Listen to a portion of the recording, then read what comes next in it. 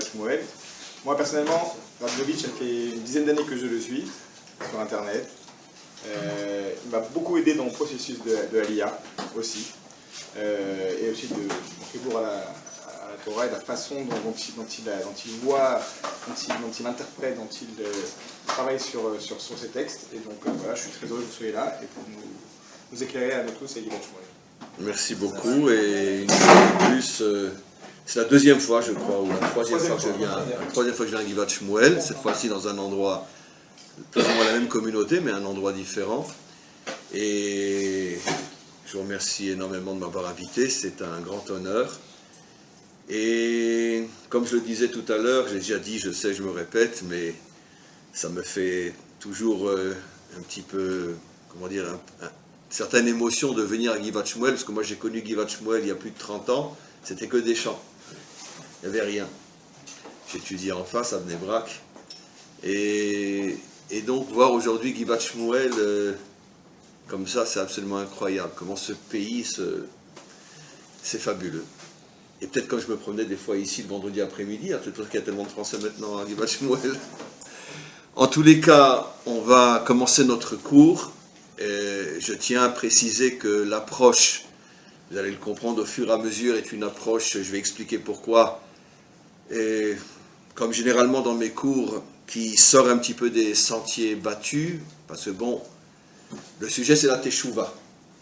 Et évidemment, surtout pendant le mois de Elul, et généralement c'est plus ou moins les discours qui vont être tenus à droite et à gauche par une grande partie des enseignants, des rabbinim, mais c'est tout à fait respectable et tout à fait juste. Mais généralement, le discours rabbinique classique concernant le mois de Elul, concernant la Teshuvah, c'est bon, se renforcer dans l'étude de la Torah, se renforcer dans la Emouna, se renforcer dans la pratique des mitzvot. Toutes ces choses sont bien sûr justes, c'est évident. Mais ce n'est pas du tout l'approche que je vais évoquer devant vous aujourd'hui, ce soir. On va parler de quelque chose qui, dès que je vais en parler, vous allez dire oui, c'est vrai, c'est un sujet important, mais c'est rare de le relier à la véritable Teshuvah. Et je commence.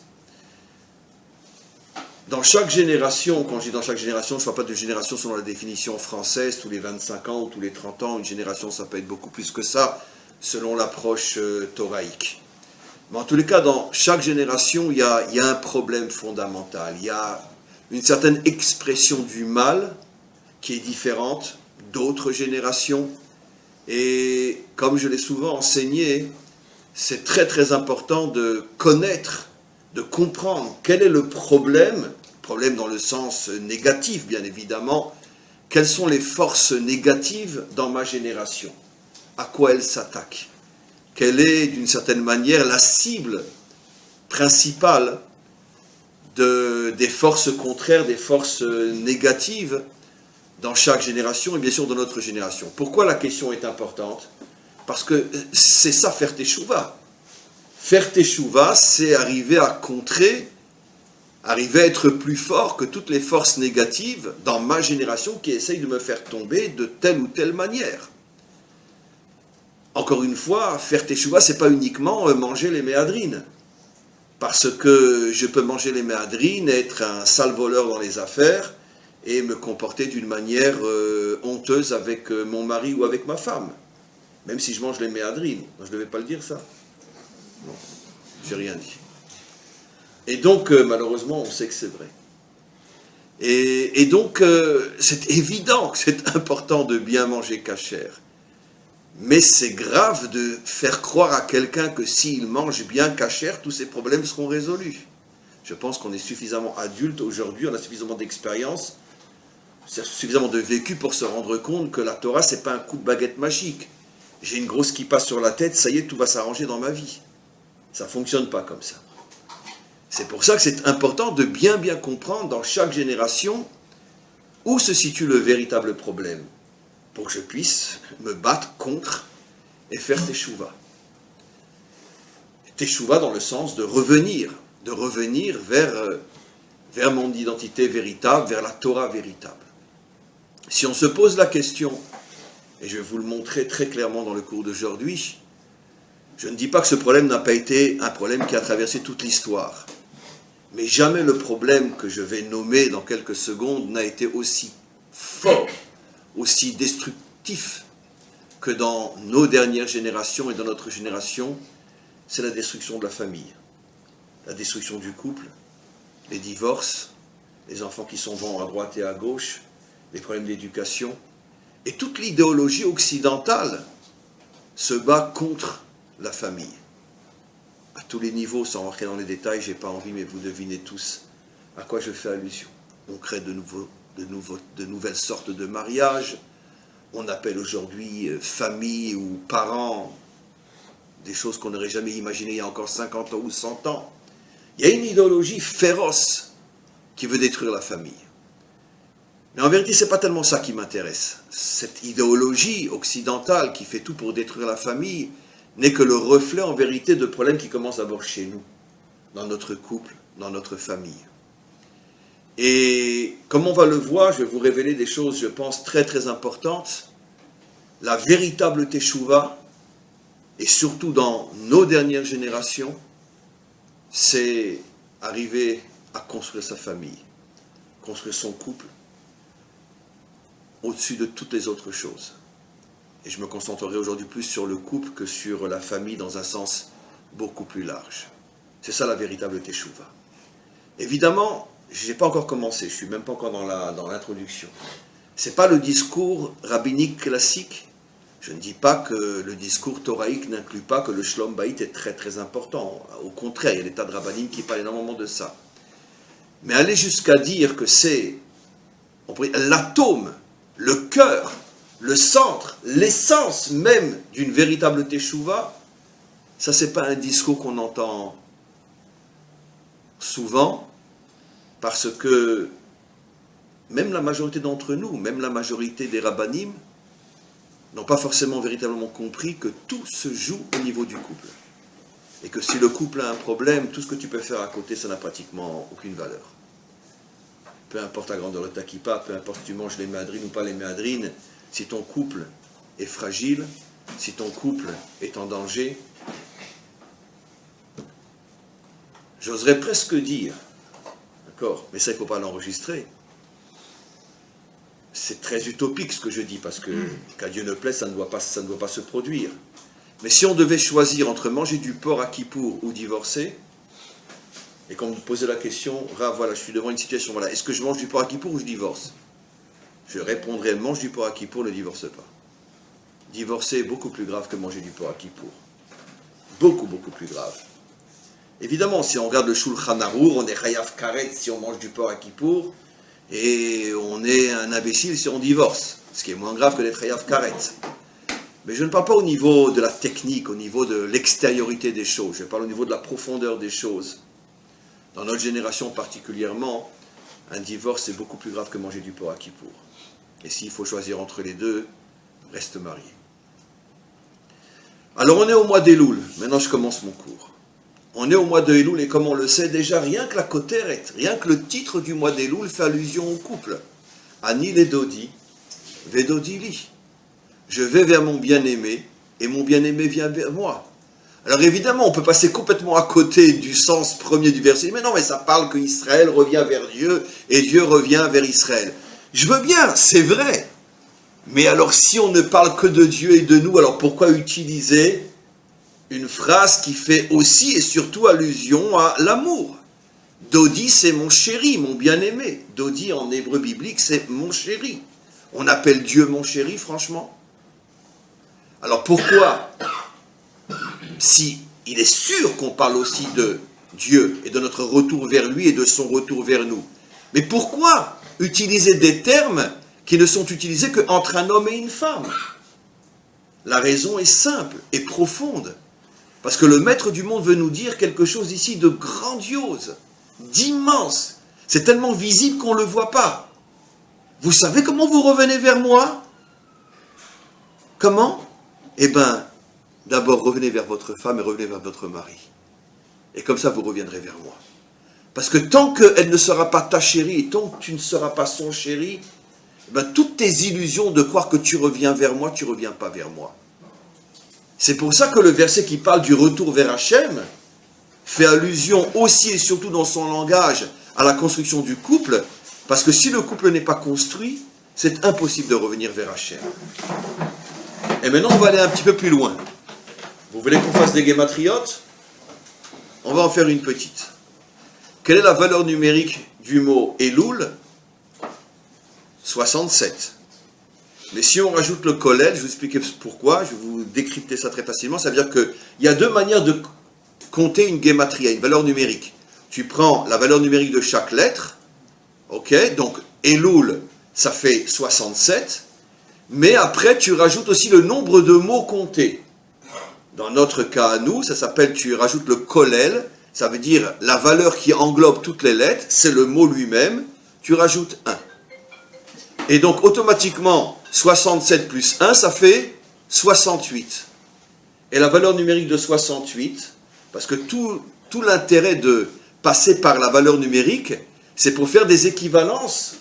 C'est une science absolument incroyable, où tu vas retrouver un mot qui a la même valeur numérique que celui que tu viens de traduire en chiffres, et tu vas faire les équivalences. Ça veut dire que peut-être que le deuxième mot, qui a la même valeur numérique, va te donner un éclairage incroyable sur le premier mot. Ça veut dire Elul, Elul, Elul. Bon, c'est le mois d'Elul. C'est le mois de septembre. Mais quel est le sens du mois d'Elul? Alors tu transformes Elul en 67, tu rajoutes un mot 68, et 68, à part la révolution, 68, c'est la valeur numérique de Chaim. La vie. Chaim, c'est la vie. Vous savez que au tout début de l'histoire biblique, ce sont bien sûr que des codes et des métaphores, il ne faut rien prendre à la lettre. Il y avait deux arbres, un qui s'appelait l'arbre de la vie et l'autre qui s'appelait l'arbre de la connaissance. Hachem dit à Adam, mange de l'arbre de la vie, mais ne mange pas de l'arbre de la connaissance. Alors bien sûr, je pourrais consacrer un cours entier, plus qu'un, sur quelle est la différence entre choisir la vie ou choisir la connaissance. J'en ai souvent parlé dans d'autres cours, pour ceux qui les ont écoutés, mais ce n'est pas le sujet. Mais quoi qu'il en soit, en mangeant l'arbre de la connaissance, Adam a amené la mort dans le monde, ce qui est le contraire de la vie. Et donc, comme je viens de vous le montrer, Chaim a pour valeur numérique 68, qui est la valeur numérique de Elul avec le kollel. On expliquera tout à l'heure pourquoi le kollel, pourquoi j'ai rajouté 1 qui est le nombre de mots qui est 1. Alors, qu'est-ce que c'est la vie? C'est quoi? Un animal aussi est vivant. Même une plante est vivante. Quel est le secret de la vie? Alors on va continuer à faire un tout petit peu de Kabbalah, n'ayez pas peur. On va tout décrypter après. Dans le mot Chaim, on peut le couper en deux. Chet Yud, et après Yud, Mem. Chaim. Un Chet, deux Yud, et un Mem à la fin. On va comprendre c'est quoi le sens de la vie. C'est quoi la vie? Chet Yud. Ce sont les initiales, les Rachetevot, de noms de deux villes. En Israël, bien sûr. Chet, Hebron, Yud, Yerushalayim. Yud même, on va d'abord le dire en hébreu, et après je vais expliquer en français d'une manière que même un enfant de 6 ans pourra comprendre. Yud est la première lettre du mot Yesod, fondation, et Mem est la première lettre du mot Malchut, royauté. Ce qui veut dire que dans le mot Chaim, on retrouve 4 notions extraordinaires que je vais expliquer d'une manière que même un enfant peut comprendre. Vous avez au début Chet Yud, le lien entre Hebron et Yerushalayim, qui signifie en vérité, c'est ce que nous indiquent les 2 dernières lettres, le lien entre les fondations et la royauté. C'est-à-dire la royauté, on peut le traduire d'une manière très simple, en hébreu, bon vous comprenez tous l'hébreu, Bait Aleumi. C'est quoi la royauté? C'est Bait Aleumi, la maison nationale. Ben, c'est notre nation qui vit en Israël. Je ne parle pas bien sûr du roi Louis XIV, je ne parle pas de ça. Quand je parle de la royauté dans le langage thoraïque, c'est-à-dire finalement le retour d'Israël vers son identité nationale, son indépendance nationale. C'est ça la royauté d'Israël. Quant à ce niveau-là, Rabbi Shimon Bar Yochai dit dans le Zohar et dans le Talmud aussi Kol bnei Israël bnei melachim em. Tous les enfants d'Israël sont des rois. Ça veut dire que tu ne peux véritablement être un juif que si tu fais partie de ton peuple et que tu vis en Israël. Parce que sinon, tu es un débris de juif, tu es un morceau de juif. Comme le peuple juif éparpillé au milieu des peuples. Comme un vase qu'on a cassé et les morceaux partent dans tous les sens. Il y en a en France, il y en a en Amérique, il y en a à Casablanca, il y en a ailleurs. Comme un verre comme un vase qu'on a cassé. Comment qu'on dit un réceptacle, un récipient en hébreu? Keli. Et Keli, c'est les premières lettres de Cohen, Lévi, Israël. Tout le peuple juif. L'exil, c'est que tu as pris le Keli, Cohen, Lévi, Israël, les trois parties d'Israël, et tu les as brisés, tu les as jetés à terre, et des morceaux sont partis dans tous les sens. Chaque morceau selon la raison pour laquelle il doit être là-bas. Et donc, à ce moment-là, on n'est pas des Mélachim. On est piétiné par les nations, on est insulté, on est humilié, on est poursuivi, on est transformé en savon et en cendre. On est tous sauf des rois. Donc la royauté, je vais l'expliquer encore de manière beaucoup plus simple encore, la royauté c'est d'abord le retour à l'identité nationale. Ce qu'on appelle la maison nationale. En hébreu, Baït Aleumi. Donc il faut être ici en Israël. Et là on n'est plus des débris de juifs, mais on reconstruit le Keli. Les juifs reviennent de partout dans le monde et se reconstituent notre identité nationale. Et à ce moment-là, on retrouve notre malchout, on retrouve notre royauté. Mais si, évidemment, cette maison nationale, pour qu'elle existe, il faut qu'elle repose sur des fondations. Quand on construit une maison, il faut des fondations, un yesod en hébreu. Et le yesod, vous remarquerez qu'il est toujours caché à l'intérieur de la terre. Le yesod, on ne le voit pas. Quand vous achetez une maison, vous vous souciez de savoir où et comment sont les fondations? Non, ça n'intéresse personne.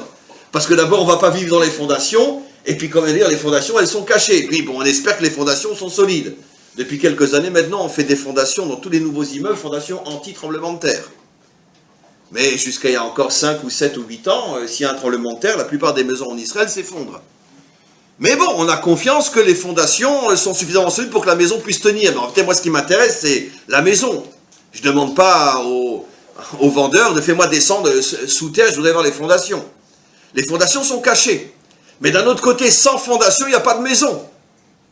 Ce qui veut dire que, finalement, notre présence ici sur notre terre, notre réussite en tant que nation, notre royauté, et je vais encore une fois expliquer en français très simplement ce que signifie être un roi, notre royauté dépend des fondations.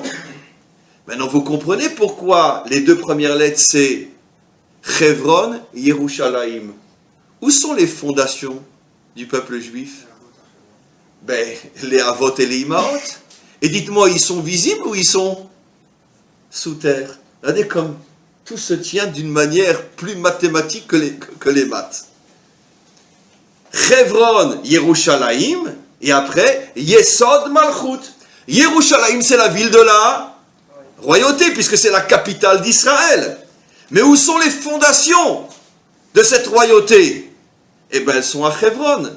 C'est nos pères et nos mères qui nous ont fondés et qui sont enterrés sous terre.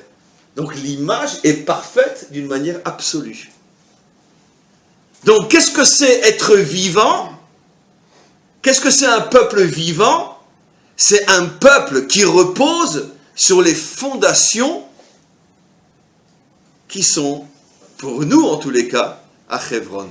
Derech Agav, on est le seul peuple sur terre qui se souvient encore du nom de ses pères et mères fondateurs, et même des engueulades qu'il y avait entre eux. Ah oui, il y en a eu. Mais vous imaginez, les Français se rappelaient de l'engueulade qu'il y a eu entre le premier Gaulois qui a rencontré la première Gauloise et qui ont fumé un paquet de Gauloises. D'abord, c'est pas un Gaulois et une Gauloise qu'on fondait les Français. C'est un mélange de n'importe quoi venu de n'importe où. Chez nous, non. Tout a commencé avec une famille. Un homme, une femme, des enfants. Et on se souvient de leur nom. On sait qui ils sont. On sait même ce qu'ils se sont dit, ce qu'ils ont vécu. Et on sait même où ils sont enterrés. C'est en ce sens-là qu'on est un peuple unique sur terre. Il n'y a pas un autre exemple dans toute l'histoire du monde d'un peuple qui peut nommer par leur nom les pères et les mères fondateurs et qui savent où ils sont enterrés. Donc on a une image extraordinaire. Tu veux te construire, tu as besoin de fondation. Tu veux Jérusalem, tu as besoin de Hebron. Derech Agav, c'est la raison pour laquelle le roi David, quand toutes les tribus sont venues le trouver pour lui dire, voilà, Shaoul est mort, et maintenant viens à Jérusalem et sois notre roi, qu'est-ce qu'a dit le roi David? Non, je pars pendant 7 ans à Hebron. Parce que le roi David savait que pour que sa royauté soit Chaï Vekayam, soit éternelle, jusqu'à Biat HaMashiach, jusqu'au Mashiach, il fallait d'abord qu'il construise les fondations de cette royauté. Et les fondations se trouvent à Hebron. Derech Agav, David, Melech Israël, Chaï Vekayam, Chaï, Hebron, Yerushalayim. Il a fait le chibour entre Hebron et Yerushalayim. Je ne vais pas expliquer tout ce qu'il y a expliqué là-dessus. Pour ceux qui comprennent bien l'hébreu, je fais juste un petit peu de pub pour moi, j'ai le droit. En hébreu, je n'ai pas un site, mais j'ai un YouTube avec des centaines de cours. Et il y a 2-3 jours, j'étais à Hebron Dafka et j'ai donné un cours là-bas. Ceux qui comprennent bien l'hébreu, derech agav, je vous conseille vraiment d'écouter les cours aussi en hébreu sur mon YouTube, Arav Chaim Dinovitch. Il y a des centaines de cours là-bas. Et il y a 2-3 jours, j'ai donné un cours justement sur tous les secrets du chibour entre Hebron et Yerushalayim. Ça vaut la peine d'y aller aussi. Maintenant, je reviens à ce que je dis. Essayons de définir maintenant un langage qui est le nôtre. Un langage qui correspond à l'an 2019. Bien que ce que je vais vous rapporter comme définition, nos maîtres l'ont dit il y a 2000 ans. C'est quoi être un roi? Comment Rajbi peut dire « Kol bnei Israël bnei melachim em » ? Je suis un roi, moi? Vous êtes un roi, vous? D'accord? J'espère. Mais ça veut dire quoi? Nos maîtres nous répondent Melech poretz geder la'asot lo derer. Le roi, c'est pas un idiot qui est sur son trône avec une trône sur la tête. Ça, c'est un idiot, comme je viens de dire. Un roi, c'est pas ça. Un roi, c'est un ophi, c'est une nature. C'est quelqu'un que quand il est face à un obstacle, il le défonce. Il ne recule devant rien, il n'a peur de rien. Un roi, c'est un commando. C'est un Sayeret Matkal. Plus la mission est difficile, et plus il avance, et plus il défonce. Comme je dis toujours, c'est quoi être un roi? Tu fonces et tu défonces. Tu ne recules devant rien, tu n'as peur de rien. C'est une force être un roi. Vous voyez que nos maîtres n'ont pas du tout expliqué qu'un roi, c'est un idiot avec un sceptre, une couronne et un trône. Un roi, c'est un ophi. Et c'est pour ça que Rajbi dit chaque juif a le devoir d'être un roi. Et nos maîtres vont beaucoup plus loin que ça. Le roi authentique, bon, j'aime pas le mot roi parce que malheureusement je traduis en français, mais le Melech authentique, c'est quelqu'un qui, quand il a un obstacle devant lui, même s'il a une possibilité de le contourner, il en fait un problème de principe, il dit non, je le défonce. Mais en fait, tu peux le contourner. Mais attends, mais je suis un Melech, moi. Je suis là pour défoncer, pas pour baisser la tête et contourner. Je défonce. Ça, c'est la nature véritable d'un juif. Malheureusement, cette nature, on l'a beaucoup perdue en exil, parce qu'en exil, on nous a appris à frôler les murs, on nous a appris à baisser la tête, on nous a appris, quand on nous insulte, de ne pas répondre. C'est rentré dans notre ADN pendant 2000 ans. On commence depuis maintenant quelques décennies à se nettoyer de toute cette saleté qui a pourri notre âme. En galoute, on n'avait pas tellement le choix, parce que va dire à un cosaque qui te dit « sale youpin », va lui dire « va te faire voir », et il te coupe en 4. Donc on n'avait pas tellement le choix. Mais comme ça a duré 2000 ans, c'est dans notre ADN. Et c'est pour ça qu'aujourd'hui, même sur le plan politique, etc., qu'est-ce que vont penser les goïms? À chaque décision politique aujourd'hui, de droite ou de gauche, peu importe, avec quelques nuances, c'est toujours oui, mais qu'est-ce que vont dire les Américains? Qu'est-ce que vont dire les Français? Parce qu'on ne se rend même plus compte que finalement, on vit selon un ADN galoutique dont nous n'avons pas encore réussi complètement à nous nettoyer. Est-ce que quand les Américains veulent faire quelque chose, ils se posent la question, qu'est-ce que vont penser les Chinois? Au contraire, viens, on va faire quelque chose qui vont dafka embêter les Chinois. Voilà. Et vous voyez un dirigeant israélien dire, on va faire quelque chose qui va dafka embêter les Européens. il n'est pas encore né celui-là. Impossible. Donc c'est pas évident d'être un Meller. C'est pas évident d'avoir cette force, ce courage, cette détermination. Mais Rashbi nous dit Kol bnei Israël bnei melachim em. Maintenant, dans la vie de tous les jours, c'est ça ce qui nous concerne. On a des difficultés dans le travail, dans ci, dans ça, etc. Comment qu'on réagit? On baisse les bras, on se décourage, on sombre dans la tristesse, dans le désespoir, on court chez un rave pour recevoir une bénédiction. Qu'est-ce qu'on fait? Est-ce qu'on est vraiment des Melachim? Est-ce qu'on dit à l'épreuve, viens ici, je te casse là? C'est pas évident. En réalité, un vrai roi, s'il n'a plus d'épreuve, il est très malheureux. Parce qu'il ne peut plus s'exprimer, il ne peut plus foncer et défoncer. Maintenant, ce que j'ai expliqué, c'est que la royauté, c'est la maison.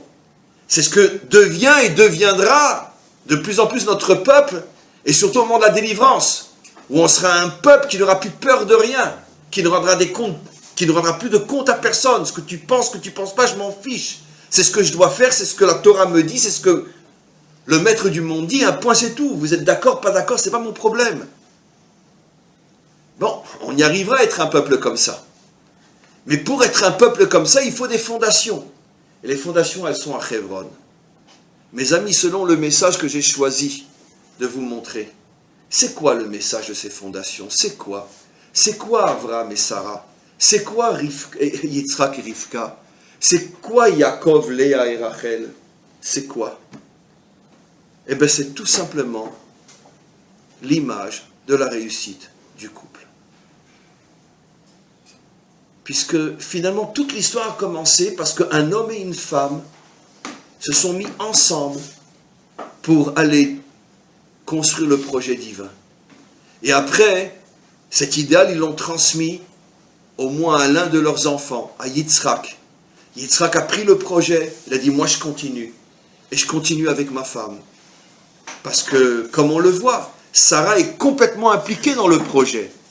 Pas seulement elle est impliquée, mais des fois elle va même devancer son mari, et c'est elle qui va prendre le volant du projet. Quand Abraham a failli se tromper, et n'a pas compris le danger que représentait Ishmaël pour Yitzhak, qui est intervenu, qui a tranché, qui a dit c'est moi qui prends maintenant les rênes du projet, je sais ce que Hachem veut, et je sais que ce qu'il veut, c'est que Yitzhak soit séparé de Ishmaël. Elle est intervenue, et finalement, Hachem dit à Abraham, écoute là, c'est elle qui a raison. T'as beau être l'homme, mais sache que dans le projet divin, elle a mieux compris que toi. Le problème se retrouve après, encore une fois, avec Yitzhak et Rivka. Rivka, elle négocie même pas avec son mari. Au moins Sarah, elle l'a engueulé, son mari. D'accord? Et puis il a fallu qu'Hachem intervienne. Rivka, elle est encore beaucoup plus maligne. Elle fait tout derrière le dos de son mari. Mais pourquoi? Mais pour faire avancer le projet. Elle voit son mari complètement fou. Bon, j'explique ça au ras des pâquerettes, mais complètement fou. Il est en train de tout miser sur Esav. Alors qu'elle a compris mieux que son mari que non, ça doit passer par Yaakov. Elle passe par derrière et elle met Yaakov en avant. Et c'est encore elle qui gagne. Ça veut dire que non seulement on voit ici un message absolument incroyable, la femme non seulement est totalement impliquée dans le projet, mais dans les moments les plus importants, c'est elle qui prend le dessus. Parlons du couple aujourd'hui. D'accord? Le premier qui me trouve un couple qui vit un projet en commun, il a gagné. On peut miser 100 000 euros, je suis sûr de ne pas les perdre. C'est quoi un couple aujourd'hui? Bon, s'il y a beaucoup d'enfants, elle est à la maison avec ses gosses. S'il y en a un peu moins ou si elle est très courageuse, elle travaille elle aussi. Il travaille, tu travailles, il y a les enfants à la maison, on rentre le soir à 7h, 8h, ça ma chérie, t'as passé une bonne journée, très bien, qu'est-ce que t'as fait à manger, qu'est-ce qu'il y a à la télévision ce soir, excuse-moi, je ressors, j'ai un chiour, ouais, non, mais il y a le Shlom Bayit, hein, il y a le Shlom Bayit, parce que de toute façon, avec 8 heures de travail, et puis après le limoud le soir, on se voit très peu, donc, bon, quand même, c'est le Shabbat, c'est plus difficile, mais est-ce que les couples se construisent sur un projet en commun? Est-ce qu'il y a un projet? Viens mon chéri, on va construire toi et moi quelque chose. Mais j'ai pas le temps, tu travailles, je travaille, il y a les gosses au milieu, et merci Hachem, on s'entend bien, c'est le principal. Est-ce qu'il y a un projet? Est-ce que si le mari a un projet, on voit la femme qui intervient et qui des fois démontre au mari qui se trompe complètement? Est-ce que Birchlan on a un projet? À part la Parnassa et vivre ici en Israël, on a un projet? On s'est posé la question si on fait quelque chose qui va dans le sens de ce que le maître du monde voudrait. On a un projet, même à titre personnel. Alors comment voulez-vous que les couples aient un projet? C'est pas évident, hein. Et me dites pas, oui, parce qu'aujourd'hui on travaille 8 heures par jour, parce que Avram aussi, certainement, il devait travailler beaucoup, et sa femme aussi. Il faut un projet. Comment? L'intégration et l'Aliyah est un projet. Vous avez raison. Mais une fois qu'on est intégré, qu'est-ce qu'on fait? Vous avez raison. Vous avez raison. Le fait de décider ensemble de quitter la France pour venir s'installer en Israël, vous avez 100% raison. Mais ça peut être un projet très éphémère. Une fois qu'on est installé, que ça y est, on a compris le système, on est dedans, t'as ton travail, j'ai mon travail, et voilà, ça y est, je veux dire, on se dit bonjour de temps en temps, on s'envoie un SMS, je t'aime, ma chérie, c'est fini. Mais qu'est-ce qu'on fait ensemble? Qu'est-ce qu'on fait ensemble? Ici, la Torah nous montre que l'histoire d'Israël a commencé avec 3 couples qui ont décidé d'avoir un projet en commun. Et ce projet, c'est construire le monde. Construire le monde, même si ça va durer jusqu'à la délivrance finale. Construire le monde. Alors évidemment, ça c'est le projet de nos pères et mères créateurs, fondateurs. C'est évident qu'on n'est pas nous à ce niveau-là. Mais il faut savoir que le Shlom Bayit, c'est pas seulement on s'engueule pas, c'est pas seulement on ne divorce pas ou on ne pense pas à divorcer. C'est comme quand tu construis une maison. Tu peux poser les pierres les unes sur les autres. Bon, ça tient tant qu'il n'y a pas un petit tremblement de terre ou qu'il n'y a pas un vent très fort qui souffle. Mais s'il n'y a pas de ciment, s'il n'y a pas quelque chose qui nous colle vraiment l'un à l'autre, et dans des situations où ça va commencer à trembler, ça risque de s'écrouler.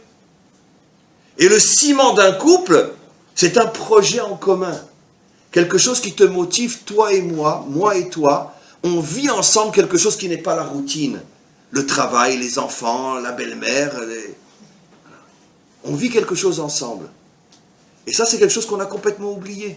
Pourquoi la routine ne serait pas un projet? Comment?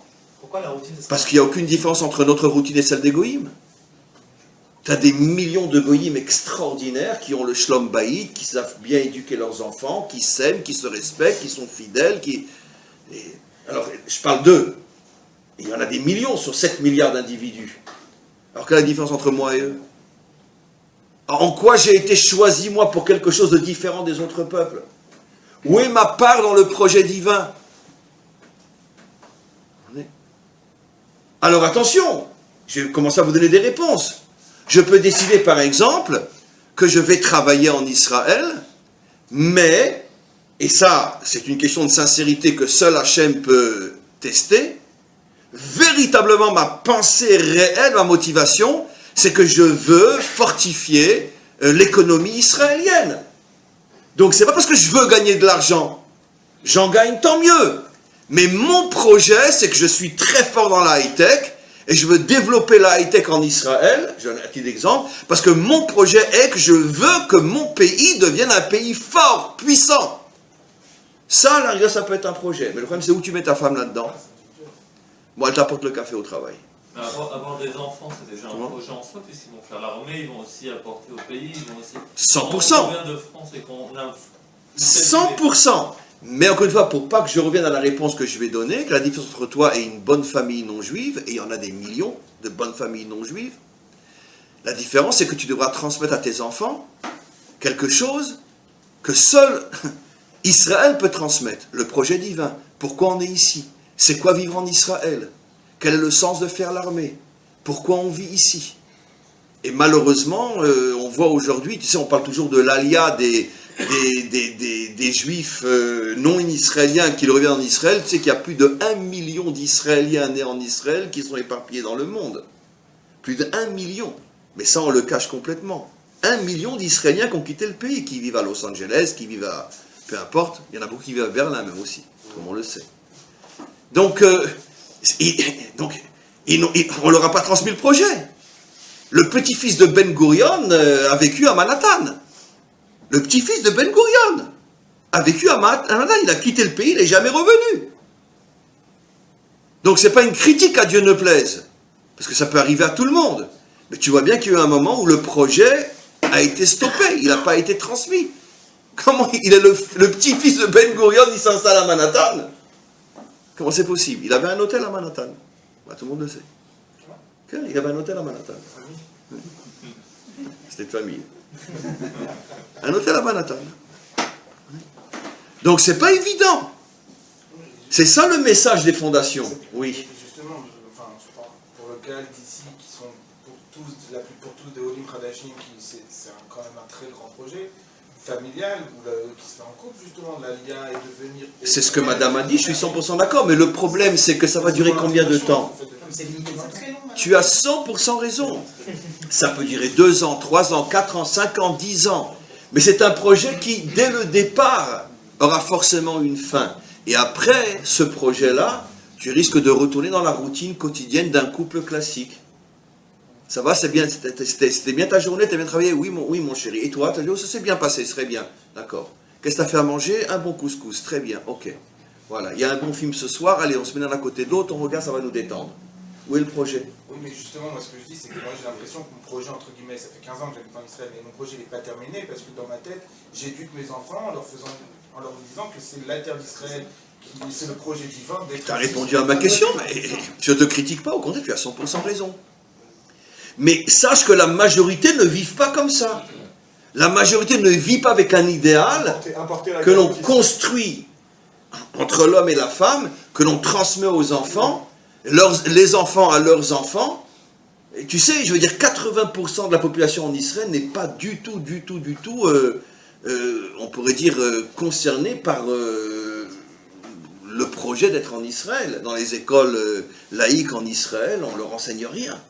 Oui, mais ils sont portés par l'histoire et malgré eux, les choses vont se passer selon la volonté d'Hachem. Encore une fois, tout ce que je dis, on peut le nuancer énormément, mais malgré tout, là où ça commence, c'est pas à l'école. Ce que Chevron nous apprend, c'est que là où ça commence, c'est dans le couple. D'ailleurs, derrière Aga, il faut savoir, on s'est tous plus ou moins fait avoir à ce niveau-là, et pour ceux qui ont encore des jeunes enfants, il faut l'entendre, il ne faut jamais, jamais, jamais avoir confiance en l'école. Aussi bonne soit-elle, l'éducation se fait à la maison. L'école ne va donner que peut-être 2 ou 3% de la réussite de l'enfant. Malheureusement, très souvent en tant que parent, si on trouve effectivement une très bonne école, on s'en remet à l'école et on se dit, bon, Baruch Hashem, on a fait le bon choix, nos enfants, ils vont super bien sortir. Et on se rend compte que les enfants qui sortent le plus mal, c'est précisément et souvent les enfants qui étaient dans les meilleures écoles, ce qui a déchargé les parents, et finalement les enfants n'ont pas reçu de chinour. Parce que le chinour, c'est les parents qui le donnent. Et même si, effectivement, ils sont dans une école où on leur parle de sionisme et de l'idéal et de la délivrance, tout ce que vous voulez, c'est rien par rapport aux mêmes paroles qui sortent de la bouche d'un père ou d'une mère. C'est 1 milliard de fois plus puissant lorsque c'est les parents qui le font. Beaucoup plus puissant que dans une école où il y a plein d'élèves, c'est le maître, la maîtresse, bon, on veut dire d'accord, ils parlent, parole. Mais quand c'est les parents, et c'est vécu, c'est beaucoup, beaucoup plus fort. Donc il ne faut jamais se décharger de ça. La véritable éducation passe d'abord par les parents. Mais pour qu'elle passe par les parents, il faut que le père et la mère soient ensemble dans un projet. Alors, ce que vous avez cité tous, vous avez 100% raison. Le projet de motiver nos enfants, et d'abord se motiver soi-même à comprendre qu'on est la génération du retour, on est en train de reconstruire un peuple éparpillé pendant 2000 ans sur sa terre, et on se prépare à la délivrance finale, parce que tout le monde voit et ressent que c'est une question de quelque temps encore avant que vraiment les choses bougent et que Ezrat Hashem, le Mashiach, se dévoile, et qu'on vit avec ce projet en soi. Maintenant, ça peut être d'autres projets. On peut très bien choisir, un homme et une femme peut très bien choisir un autre projet. Un projet communautaire, un projet de chesed. Mais il faut un projet. Il faut quelque chose qui fasse qu'on n'est pas uniquement un couple, un père, une mère, des enfants, le travail, on est gentil, on s'engueule pas, tout va bien. Mais ça, il y a des millions de couples comme ça aujourd'hui, chez les Chinois, chez les Japonais, chez les Coréens, chez les Américains, partout. Alors en quoi je suis différent? Pourquoi j'appartiens au peuple juif? si j'ai pas quelque chose qui va faire que c'est pas seulement la routine, même la bonne routine. Et ça, c'est le message de Chevron. C'est ça les fondations. C'est qu'il faut absolument que le couple réussisse et se construise à travers quelque chose qui n'est pas la routine classique d'un couple classique, même d'un bon couple. Il faut quelque chose de fort. Abraham et Sarah ont décidé ensemble d'aller selon le projet divin. Et jusqu'à la fin de leur vie, ils n'ont vécu que pour le projet divin. Pareil pour Yitzhak et Rivka, pareil pour Yaakov, Léa et Rachel. Ils ont vécu pour construire le peuple juif, pour que puisse se réaliser le projet divin. Alors encore une fois, nous on ne prend pas les choses à ce niveau-là. Mais malgré tout, comme la Torah est là pour nous transmettre des messages, le message que l'on comprend, c'est que moi aussi, je dois savoir que c'est au niveau de mon couple que tout se joue. C'est là que je vais recevoir mes forces. Avant d'aller un petit peu plus loin, je veux juste terminer cette première partie. Après, on va voir un passage extraordinaire dans notre paracha. Donc, on construit la malchoute, qui est le fait qu'on est quelqu'un qui n'a peur de rien, quelqu'un qu'aucune épreuve, aucun obstacle ne peut affaiblir. Mais ça, d'où je vais tirer cette force? D'où je vais la tirer? De la réussite dans mon couple. Et là, je vous dis quelque chose qui est très, très important. Tous les problèmes que nous avons dans la vie, tous nos problèmes psychologiques, je suis quelqu'un qui très vite me décourage, je suis quelqu'un qui très vite sombre dans la tristesse, je suis quelqu'un qui n'est pas vraiment un bagarreur, je préfère une vie tranquille, pépère, parce que je n'ai pas envie d'affronter de grosses difficultés. Mais quitte sur toutes les faiblesses que nous avons dans notre vie, je vais vous révéler quelque chose de très simple. Aujourd'hui, on va toucher les psychologues, ah non, il y a une nouvelle loi, non, c'est le coach. D'accord. On va se faire scotcher par le coach. Très bien. Ok. En vérité, sachez, mes amis, que toutes les faiblesses qu'on a dans notre vie, c'est parce que notre couple ne fonctionne pas bien. Tu veux construire ta maison, construis tes fondations. Les fondations, c'est Chevron, c'est le couple. Quand le couple fonctionne, ça nous donne des forces inimaginables. Et ça, je vais vous le prouver dans notre paracha. Et regardez, dans notre paracha, il y a un passage extraordinaire qu'on connaît tous et toutes, mais qui arrive à sortir le message? On parle de notre armée qui est à quelques minutes de rentrer sur le champ de bataille. La Torah nous dit, à l'époque, vient le Kohen des armées, qui vient pour renforcer les soldats, c'est dans notre paracha, on le lira ce Shabbat, et bien sûr il essaye de les renforcer, etc. Il leur dit, Shema Israël, Hashem Elokeinu, Hashem Echad, il faut avoir une émouna totale en Dieu. Bon, tout le discours de quelqu'un qui pas seulement parle, mais j'espère arrive à parler avec son cœur et arrive à le transmettre aux soldats. Très bien. Et puis tout d'un coup après, il enchaîne sur 3 choses incroyables. Il dit la chose suivante, que tout celui qui est fiancé, mais qui n'est pas encore marié, ça veut dire qu'il n'a pas encore commencé à vivre avec sa femme, que celui-là rentre, de peur qu'il meure au combat, et mieux vaut qu'il rentre. Tout celui qui a construit une maison, mais qui ne l'a pas encore habitée, qu'il rentre lui aussi de peur qu'il meure au combat. Et le troisième, tout celui qui a planté une vigne, mais qui n'a pas encore pu faire ne serait-ce que la première récolte, que lui aussi rentre.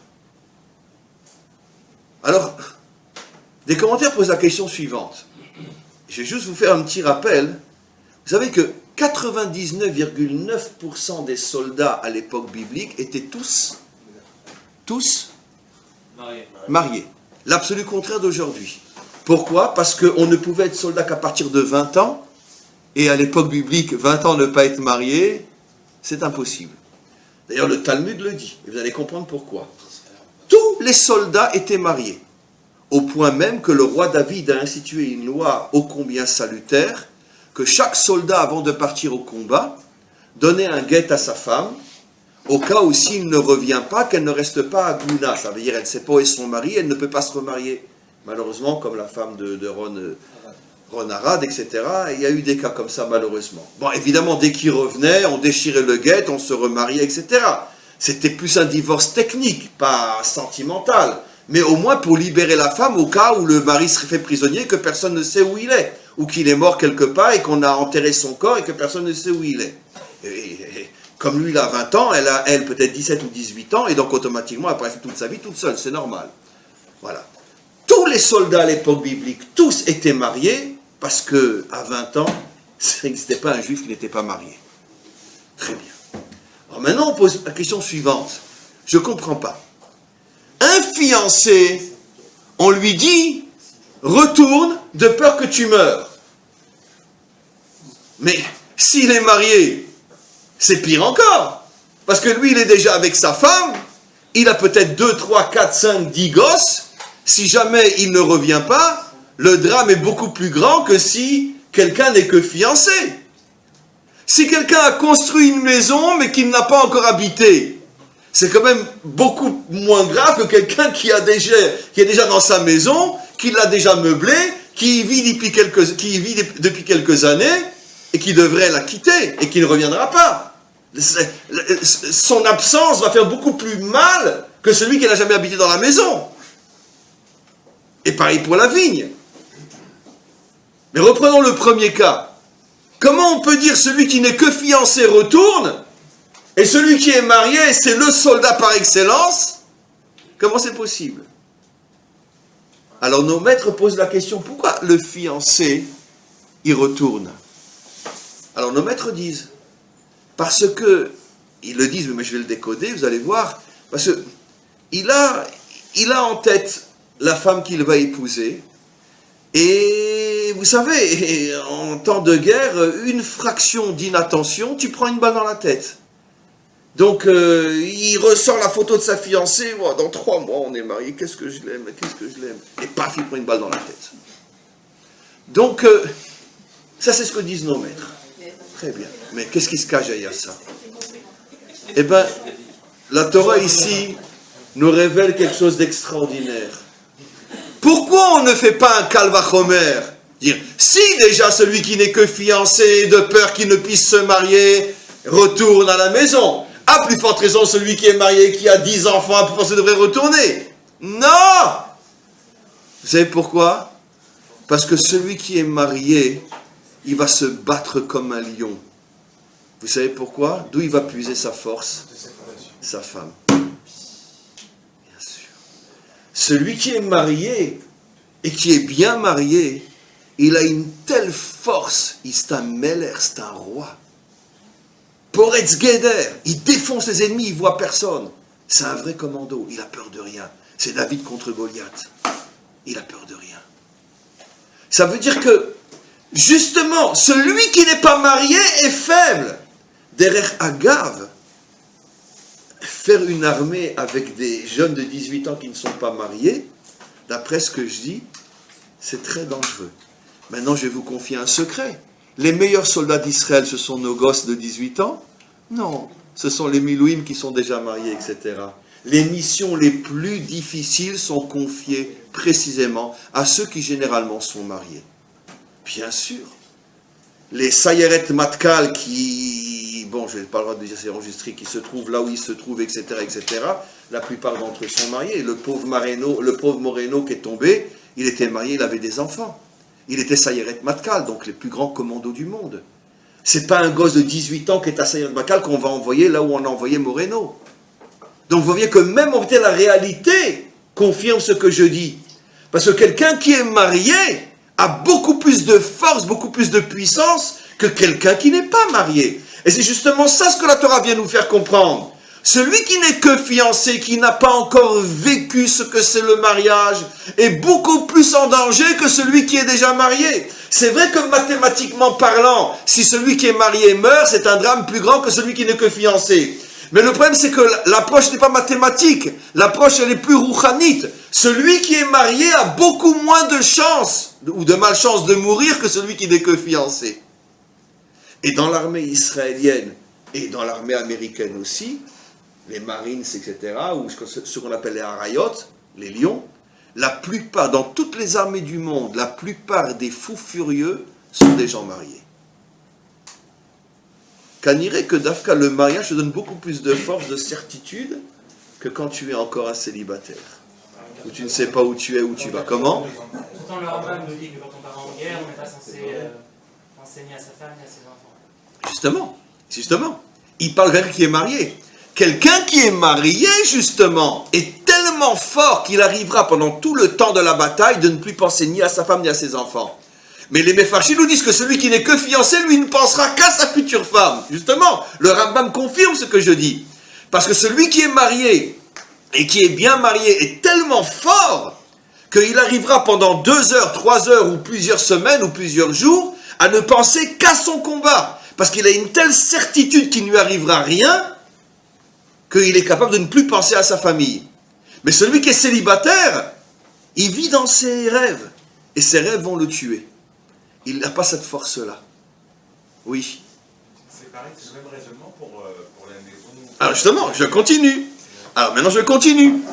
Pourquoi après cette expression extraordinaire qui nous montre que finalement un vrai soldat, maintenant prenez le soldat au sens large bien sûr, un vrai soldat, un vrai combattant dans ce monde ne peut être qu'un homme marié. Derech Agav, d'accord? Le jour, Begin, on connaît un dirigeant qui était plus fort que Begin? Quand on connaît toute son histoire, le jour où sa femme est morte, il s'est écroulé. Il s'est enfermé et il est mort. C'est une histoire connue. Un lion, un fou furieux, qui a frôlé 1000 fois la mort dans sa vie, quand il était encore dans la résistance, etc., qu'il a été recherché par la police britannique, qu'est-ce qu'il n'a pas traversé? Et celui qui connaît son histoire, qui a lu son livre, il faisait partie de Ligue Défense Juive en Ukraine, en Pologne. Il se battait contre des monstres qui voulaient assassiner les Juifs. Il a frôlé la mort 1000 fois dans sa vie. Il a fait tout ce qu'on sait ce qu'il a fait. Sa femme est morte, 2 ans après, il était enterré. Il y en a un autre comme ça aussi, qui a perdu la tête après la mort de sa femme. Sharon, le même. On sait ce qui lui est arrivé. Quelques années après la mort de sa femme, Gush Katif et tout le reste. Il est devenu fou. Combien de dirigeants qui étaient vraiment des héros, le jour où ils se retrouvent seuls, ils deviennent des smartouts, des serpillères, il ne reste plus rien. De là, tu as bien la preuve que quoi, que d'où ils puisaient leur force. Dafka, on sait que la femme de Begin était un géant. Dans l'ombre, on ne la voyait jamais, on ne l'entendait pas, mais elle donnait des forces à son mari inimaginables. C'est elle qui était derrière. Elle a disparu, il s'est écroulé. Il n'y avait plus d'énergie pour le soutenir. Alors maintenant, c'est quoi l'histoire de la maison? Qu'est-ce que nos maîtres nous disent? Beito zo ishto. La maison d'un homme, c'est sa femme. Ça veut dire que tant qu'un homme n'a pas de femme, il n'a pas de maison non plus. Mais dans le sens de quoi? C'est quoi la maison? En abracha metsuya betor beito shel ha'adam ela beschut ishto. Qui amène la bracha dans la maison? La bracha, c'est une force surnaturelle qui nous permet de vivre au-dessus des lois de ce monde et des limites de ce monde. C'est ça la bracha? C'est la femme. Donc si tu n'as pas de femme, tu n'as pas de bracha, tu n'as pas de maison. Tu as des murs peut-être. Des murs. Mais ce n'est pas une maison. Car nos maîtres nous disent que la définition d'une maison juive, Abracha metsuya betor beito shel adam ela bestrut ishto. Et donc automatiquement, si lui n'est pas encore marié, ce soldat, on dit ne reste pas sur le champ de bataille. T'as pas de femme, t'as pas de maison, t'as pas de bracha, tu vis au niveau de la nature, et donc au niveau de la nature, tu peux très bien tomber.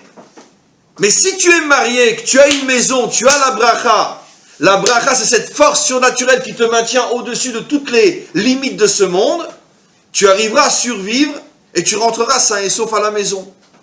Alors bien sûr, après il y a ce que Hachem décide, mais je sais pas maintenant. Et c'est quoi après le troisième? La vigne. La vigne c'est la parnassa. Bien sûr. Qui amène la parnassa à la maison? L'homme. Arrêtons de se voiler la face. Le Talmud dit explicitement que ça passe par la femme. Pourquoi? Le Talmud rapporte une parmi des milliers d'histoires. Un jour, un élève est venu voir son maître. Il lui dit, Rabbi, j'ai des grosses difficultés de parnassa. Je crois que le maître, c'était Rava, un des plus grands Amora du Talmud. Et il lui dit, Rabbi, j'ai des grosses difficultés de parnassa, je m'en sors pas. Donne-moi un conseil, parce que bon, très bien, j'étudie la Torah avec toi, d'accord, mais moi je voudrais un conseil maintenant, tachles. J'ai pas de quoi manger. J'ai une femme, des enfants. Qu'est-ce qu'il lui a répondu son maître? Techabdu et neshotechem vetitashru. D'accord? Respecte ta femme et tu t'enrichiras. Ça veut dire quoi? C'est quoi cette histoire de fou? Respecte ta femme et tu t'enrichiras. Ça veut dire quoi? Ça veut dire quoi? Pourquoi? Parce que la bracha passe par la femme. On a vu ça par rapport à la maison. Et donc si la femme se sent respectée, si la femme se sent aimée, si la femme a son rôle et sa place dans la maison, automatiquement son tsinor va s'élargir. Et le shefa, le flux va être énorme. Mais si elle est maltraitée, si on ne la considère pas, si on ne la voit pas, si on ne lui parle pas, si elle est dans son coin et qu'elle n'a pas d'existence aux yeux de son mari, eh bien elle se rétrécit, son tsinor se rétrécit, et le flux qui va passer, il va être minuscule. Et donc il n'y aura pas de parnassa. On parle d'une parnassa bien sûr de Gdusha, une parnassa qui n'est pas dans le vol, dans la ramaout, etc. Et donc, on voit que finalement, il y a une logique absolument incroyable. Celui qui n'est pas marié n'a pas de bracha. Celui qui n'a pas de bracha n'a pas de parnassa. Mais être marié, c'est pas seulement avoir une femme. C'est comme on l'a expliqué, Chevron. Tu vis avec elle autour d'un idéal qui vous construit. Un projet qui fait que ensemble, vous vous sentez associés dans un projet extraordinaire. Maintenant, ça peut être plusieurs projets dans la vie, comme vous avez tous dit, le projet de l'Alia, ça peut durer 5 ans, 10 ans, 15 ans. Après, ça y est, on est installé, on n'a plus ce projet-là. Viens ma chérie, on crée un nouveau projet. On a besoin d'un projet. Il faut qu'on ait un projet. On doit avoir un ciment entre nous. Donc on voit que la Torah nous dit clairement qu'un vrai soldat, et encore une fois soldat dans le sens large du terme, car on est tous des soldats, puisqu'on est tous sur un champ de bataille, on ne rencontre que des difficultés dans notre vie. Tu veux être un vrai soldat, réussis ta vie de couple. Et automatiquement après, dans tous les domaines, tu réussis. Maintenant, quelle est la relation avec la teshuva, puisque le thème c'est la teshuva? Là aussi, il faut bien savoir ce que nous dit la Torah. Nos maîtres nous disent dans le Talmud, Hashem oz le'amoyiten, en oz et la Torah. Hashem nous a donné la puissance, le oz, et nos maîtres disent, le oz c'est la Torah. Le oz c'est la Torah. La Torah nous donne du oz. La Torah est censée nous donner de la force, du courage, de la détermination, de la volonté, de la Messirut Nefesh. C'est ce que la Torah est censée nous donner. Donc finalement, quand je dis que je fais teshuva et que je reviens vers la Torah, c'est pas seulement je reviens vers la kashrut. C'est que la kashrut, le Shabbat, toutes les mitzvot que je fais sont censées me donner du oz, me donner de la force. Et on a expliqué que finalement, quelles sont les fondations de cette force? C'est le couple. Ce qui veut dire que si le couple ne fonctionne pas comme il doit fonctionner, automatiquement tu vas, avec la Torah, essayer de construire une maison de force, mais sans fondation, ça ne tiendra pas, tout s'écroulera. Donc finalement, revenons maintenant à le mois de Elul. Le mois de Elul, c'est Ani le Dodi Vedodili. Vous voulez revenir vers moi, nous dit Hachem, et moi je veux revenir vers vous. Mais je vous demande de comprendre que pour revenir vers moi, vous devez d'abord revenir vers le couple. C'est pour ça que l'expression du verset c'est Dodi, qui veut dire mon amour. C'est un terme un peu exagéré pour parler d'Hachem, parce que c'est Hachem qui nous dit va vers ta femme et tu reviendras vers moi. Va vers ton mari, tu reviendras vers moi. Mais si vous n'allez pas l'un vers l'autre, vous ne pourrez pas venir vers moi. Pourquoi? Quel est le rapport? Parce que moi, je veux faire de toi un roi. Je veux faire de toi quelqu'un de fort, quelqu'un de puissant. C'est pour ça que j'ai donné la Torah. Mais pour que cette puissance, tu puisses la recevoir, tu as besoin de fondations. Et ces fondations, c'est le couple. Donc vous voyez que finalement, la vraie teshuva, et c'est ce que j'explique souvent dans mes cours, c'est que on a tous ce réflexe que je veux faire teshuva, je vais étudier plus, je vais mieux faire les mitzvot, je vais commencer à mettre les films de Rabbeinu Tam, jusqu'à présent je mangeais stam kashrut, maintenant je vais manger marpoud ou je ne sais quoi. Tout ça, je ne dis pas que ce n'est pas bien. Chas v'shalom, d'oser dire, même suggérer que ce n'est pas bien. Bien sûr que c'est très important d'étudier plus, d'être plus mahmir dans les mitzvot. Mais c'est pas ça la teshuva. La vraie teshuva investit dans ta vie de couple. Construis ton couple. C'est ça la vraie teshuva. Et cette teshuva, on en parle peu. Même souvent, quand on entend un discours habilement, comme ça, moi, tu seras tranquille pour pouvoir étudier. Donc, c'est pas ce que je dis. Ou pouvoir travailler. Le Shlom Bayit, c'est pas un moyen d'être tranquille pour pouvoir mieux travailler ou mieux étudier. Le Shlom Bayit, c'est le Ikar de la mission d'un homme sur terre. Parce que c'est de là qu'il va tirer toutes les forces de sa réussite, dans le travail, dans l'étude, dans sa vie juive, dans sa vie en tant qu'homme. Dans tous les domaines, c'est du couple qu'il va tirer cette force. Oui. Dans un autre cours, vous disiez que le nom du Mashiach, c'est aussi Chaim. Je crois que c'était sur la paracha Minchas. C'est, comment s'appelle-t-il, le Rachaim Akadosh qui dit ça, parce que le Baal Shem Tov lui avait dit qu'il était le Mashiach chez Bador. Il s'appelait Chaim Ben Attar. C'est dans Parashat Re'eh. C'était la paracha où le Baal Shem Tov, vous savez qu'ils avaient un Skype et ils se voyaient tous les jours. Le Baal Shem Tov était en Ukraine et lui était à Jérusalem. Ils avaient un Skype. N'imaginez pas que c'est pas vrai ce que je dis. Si on peut créer un Skype avec de la matière, vous imaginez que deux tzadikim comme ça se rencontraient tous les jours et pendant des années, ils ont étudié la Torah ensemble. Un Skype rouhani. Et cette paracha-là, Parashat Re'eh, le Baal Shem Tov a révélé à Rabbi Chaim Ben Attar, d'accord? Sache que si le Mashiach doit se révéler dans cette génération, c'est toi le Mashiach. Et c'est pour ça que dans cette paracha, il a fait un remez à ce que le Baal Shem Tov lui avait dit, et il termine tout son pérouche, il parle du Mashiach, et il dit Ushmo Chaim, il fait allusion à lui-même, il s'appelle Chaim, parce que quelques heures auparavant, le Baal Shem Tov lui avait révélé qu'il était le Mashiach. Dans chaque génération, il y a un Mashiach potentiel, comme on sait, le Rambam explique ce qu'on appelle Cheskat Mashiach. Après Mashiach Vadaï, c'est encore autre chose, il faut qu'il se dévoile, mais il y a une potentialité de Mashiach dans chaque génération, et dans la génération du Baal Shem Tov, c'était Rabbi Chaim Ben Attar, un Marocain. Et le Baal Shem Tov lui a dit, si tu es le Mashiach, j'accepte d'être ton âne. Mais quoi qu'il en soit, vous imaginez un Sfarad sur un Ashkenaz, c'est vraiment révolutionnaire. Ça sera peut-être comme ça, là ça sera vraiment la Géoula. Mais quoi qu'il en soit, est-ce que j'ai encore 2-3 minutes 2-3 minutes, seulement je voudrais rajouter quelque chose de très très important aussi. Le Zohar explique, et ça va terminer et compléter ce que je dis, c'est aussi un point très important parce qu'on n'a pas du Shlom Bayit, mais d'un autre côté on n'a pas encore défini vraiment ce que c'est. Consacrez-moi encore 5-10 minutes. Le Zohar dit, qu'est-ce que c'est Teshuva, Tashuv He, faire revenir le He. Bon, on est dans le Zohar. Ça veut dire que plus il parle et moins il en dit. Ça veut dire qu'on comprend encore moins après qu'il ait dit que quand il n'avait pas parlé. Tashuv He. Teshuva, Tashuv He. C'est quoi le He?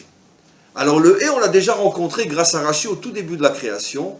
Rashi dit que le monde a été créé avec la lettre He. Sur le fameux verset Behe Bar'am. Tout a été créé avec le He. Mais surtout les commentaires posent une question. Pour l'instant, on n'est que dans la technique, je vais tout décrypter dans quelques instants. Les commentaires posent la question, tu ne peux pas dire que le monde a été créé avec le He. Vayomer Elohim, il y a des tas de lettres qui sont sorties de sa bouche. Même si on prend les choses comme au niveau de la métaphore. Vayomer Elohim, il y a Rakia, il y a un Resh, il y a un Kouf, il y a un Yud, il y a un Aïn, Rakia, il n'y a pas que le He. Alors bien sûr, les commentaires expliquent qu'il ne faut pas prendre ça à la lettre.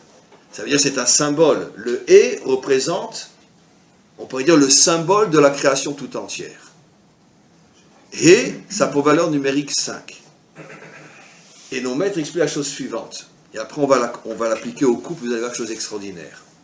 Le monde a été créé selon le principe d'une essence, à partir de laquelle émanent 4 énergies très différentes les unes des autres. Donnons un exemple très simple. Vous savez que nos maîtres nous disent que l'ensemble de la création, c'est 4 mondes. Vous savez ça, le monde de Hatzilut, le monde de Bria, le monde de Yetzira, et notre monde, c'est le monde de Asiya. C'est-à-dire le monde plus matériel, mais il y a d'autres mondes, dont le plus haut de tous, qui est un monde très très spirituel, qui s'appelle le monde de Hatzilut. Ces 4 mondes sont 4 rayonnements, 4 énergies, qui émanent d'une source commune, comme le soleil, qui est une source unique, à partir duquel émanent des rayons. Certains vont en Afrique, d'autres vont même en Sibérie, etc. Ils se répartissent dans le monde entier. Mais la source est unique. Mais vous voyez que nos maîtres nous disent qu'il y a 4 mondes. 4 mondes qui sont issus d'une même source créatrice. C'est pas pour rien que combien de mers nous ont créés, nous, peuple juif? 4 mers. Combien de points cardinaux? 4. Nord, sud, est, ouest. On retrouve le chiffre 4 dans énormément de domaines. Les 4 lettres du nom divin. Yud, Ke, Vav, Ke. Pareil au niveau de l'âme. Combien de niveaux il y a dans l'âme? Vous les connaissez? Il y en a 4-5 en vérité. Le Nefesh, c'est la partie de l'âme qui nous permet d'agir physiquement. Le Ruach, c'est la partie de l'âme qui nous permet de ressentir, aimer, haïr, la volonté. La Neshama, c'est la partie de l'âme qui construit le cerveau, la réflexion. La Chaya, c'est la partie de l'âme qui construit la Emouna. Mais ces 4 niveaux de l'âme sont issus d'une même source qu'on appelle la Yechida. Ce n'est pas un 5e niveau, c'est la source de laquelle émanent 4 rayons. Le plus haut, la Chaya, la force de la Emouna, la Neshama, la force de l'intellect, le Ruach, la force du cœur, le Nefesh, la force de l'action. Et ainsi de suite. Maintenant, les rayons, eux, sont très très différents les uns des autres, au point qu'il est très difficile d'imaginer qu'il puisse y avoir la paix entre eux, à moins que tu arrives à révéler l'essence, qui est l'essence commune à ces 4 rayons-là. Atkan Charabia. Maintenant, j'explique. Vous connaissez mes cours, donc je vais vous répéter ce que vous avez déjà tous entendu, ou la plupart d'entre vous. D'accord? Un jeune couple vient me voir pour avoir ma bracha, parce qu'ils veulent se marier. Un jeune futur couple. Alors ils ont déjà tout préparé entre eux avant de venir, etc. Et ils disent, on dira ça, parce que vraiment, le rêve, il va vraiment qu'on les fait vraiment pour être l'un avec l'autre. Alors il commence, il dit, ouais, moi j'adore le sport, Rav. Et elle, oh, c'est incroyable, parce que moi aussi, qu'est-ce que j'aime le sport, Rav. Et moi j'adore la cuisine tunisienne. Oh, c'est incroyable, parce que moi, c'est la cuisine que je préfère aussi. Bon, bref, chaque fois qu'il y en a un qui parle, l'autre il dit exactement la même chose. Après, il me dit, alors Rav, on peut avoir une bracha pour se marier? Alors moi, pour mes yeux, je leur dis toujours, enfin bon, maintenant moi, mais il y a une époque où je recevais comme ça beaucoup de jeunes, je leur dis toujours, surtout, je vous en supplie, ne vous mariez pas. Pourquoi? Parce qu'on ne se marie pas avec soi-même. Si vous vous ressemblez à ce point-là, c'est que vous n'êtes vraiment pas fait pour être ensemble. J'explique. Sarah et Abraham, c'était les mêmes. Abraham, c'est l'homme du chesed. Sarah, c'est une vraie Marocaine. Elle prend son mari, elle dit, tu bouges, je te claque. Hein. C'est comme ça que ça fonctionne. Donc, lui, il est chesed, et elle, ça y est. Commando. Très bien. Chaque fois qu'il ouvre la bouche, elle l'engueule. Il ne peut pas parler le pot. Très bien. Maintenant, le contraire, chez Rivka et Yitzhak. Yitzhak, Midatadin, Messirut Nefesh. Rivka, une folle, complètement folle. Vous connaissez tous l'histoire. Eliezer arrive avec 10 chameaux qui ont soif. Chaque chameau, il a son bonhomme à côté de lui. Et il voit Eliezer Rivka qui est en train de puiser de l'eau.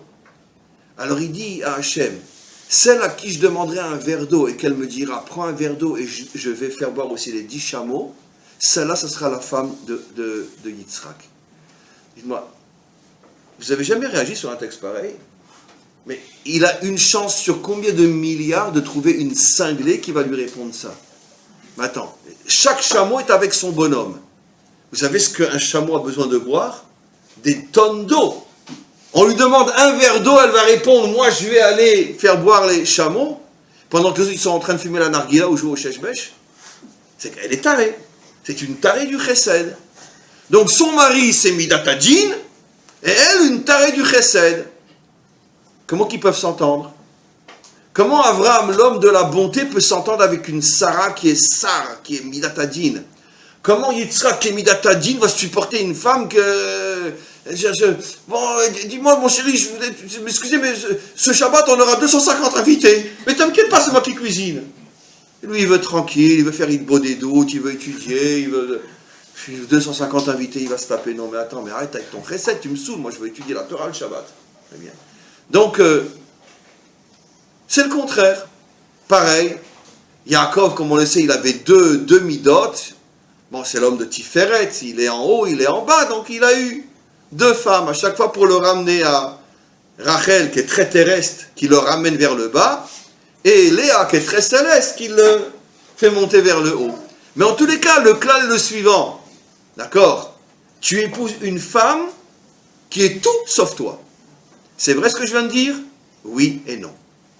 C'est vrai ce que je viens de dire au niveau du rayonnement extérieur. Mais quand le couple arrive à dévoiler son essence commune, il s'aperçoit qu'ils sont exactement les mêmes. Ça veut dire, il y a l'essence, il y a le rayonnement. Dans beaucoup de choses, toi et moi, dis-moi ce que tu dis pour que je puisse dire le contraire. Et c'est pour ça qu'on est fait pour être ensemble. Parce qu'on est très différents au niveau de notre manière de nous exprimer extérieurement, mais on est les mêmes au niveau de notre essence. Et ça, c'est tout le travail du couple. Arriver à dévoiler l'essence, comme disent nos maîtres, qu'en vérité qu'un homme et une femme, avant de descendre sur terre, c'était une seule et même âme, qui a été coupée en 2, la partie féminine est rentrée dans un corps féminin, et pareil pour le masculin. Mais c'est la même essence, c'est la même âme.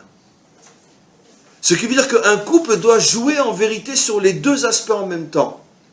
Chacun d'entre nous doit préserver son indépendance. Je ne suis pas toi et tu n'es pas moi. Je ne suis pas là pour dire oui à tout ce que tu dis et toi aussi tu n'es pas là pour dire oui à tout ce que je dis.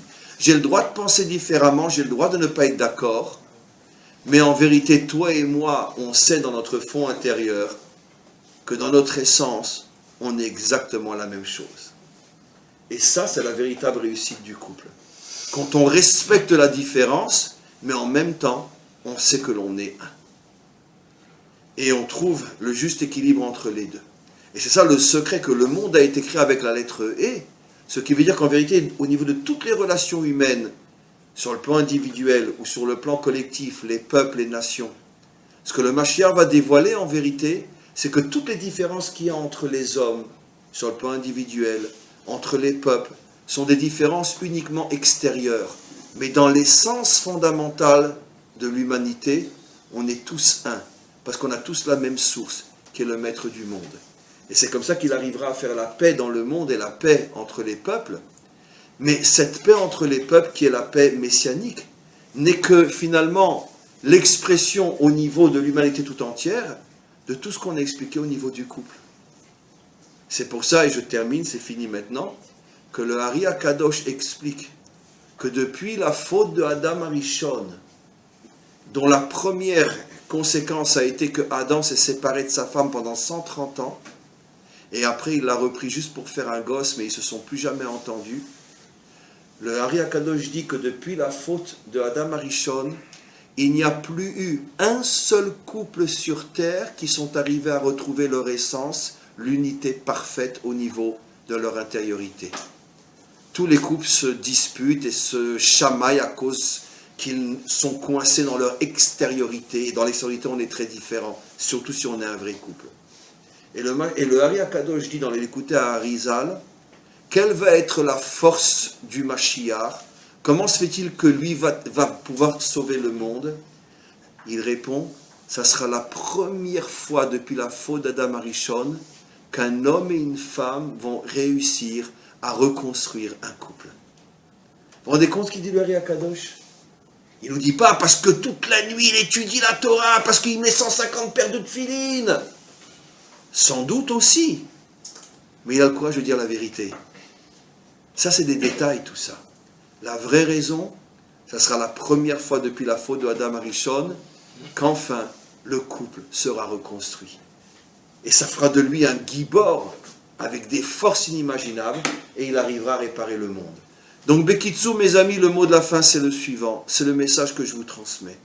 Dans cette génération où toutes les forces contraires s'acharnent pour détruire les couples et les familles, vous voulez faire teshuva, la vraie teshuva, celle qui est avant le Shabbat, avant la cacheroute, avant toutes les mitzvot de la Torah, parce que c'est le fondement de tout le reste, réussir sa vie de couple. Quand on réussit sa vie de couple, alors on réussira dans tous les autres domaines, et là on devient un véritable juif. Amen. Pour ceux qui sont